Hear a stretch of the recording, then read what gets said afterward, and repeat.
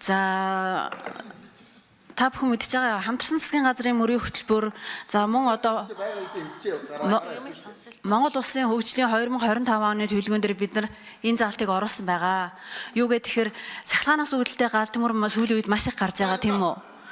Дөнгөж сая Шангрила, Шатлал гэсэн за хурд тий харин энийг хараа би түрүүний нөгөө төсвийн хилцүүлгийн үед одоо энийг бас саналыг гаргаад тэгээ гол нөгөө нэг хасах юмаа би Нямбаа даргынхаас айгаа тэгээ унагцсан шүү дээ. Тэгээ одоо болохоор бүхэл бүтэн ингээд 8.8 тэрбумыг одоо PR-ын зардалтай гэсэн учраас энээс хасаад хэдүүлээ энэ нэг одоо асуудалтай юм их зэгцэлья. Цахилгаан маш их хүн хүүхэд одоо цохиулж нас орж байгаа шүү дээ. Тийм учраас одоо нөгөө манай энэ байнгын орооны ажлын одоо байнгын орооны гишүүд маань энэ зарчмын зорилттой саналыг бол маш сайн мэдж байгаа. Би энийг бол одоо бүр өстой хавраас хойшил тасралтгүй ярьж байгаа. Тэгээ одоо энэ дээр ингээд 400 саяар стандартууд за би одоо яг хаашаа ихж байгааг нь хэлж өгье те. За нэгдүгээрт болохоор бид нар яагаад энэ гал төмөр гараад байгаа юм бэ? Яагаад хүүхэд тогн цохиулаад байгаа юм бэ гэдгийг нэгдүгээрт стандарт бид нар стандартын орчин үеийн төвшөнд болгож шинжлэх ёстой.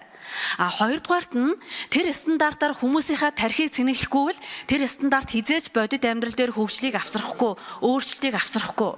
Тийм учраас нөгөө сургалтын материалыг бэлдэх ёстой, сургагч багшийг бэлдэх ёстой, нөгөө техникийн сургуульд нь сургалтын төвүүд нь хичээл ордог болох ёстой. За нөгөө зураг төслийн компаниуд нь, барилга угсралтын компаниуд нь бодит байдал хэрэгэлдэг.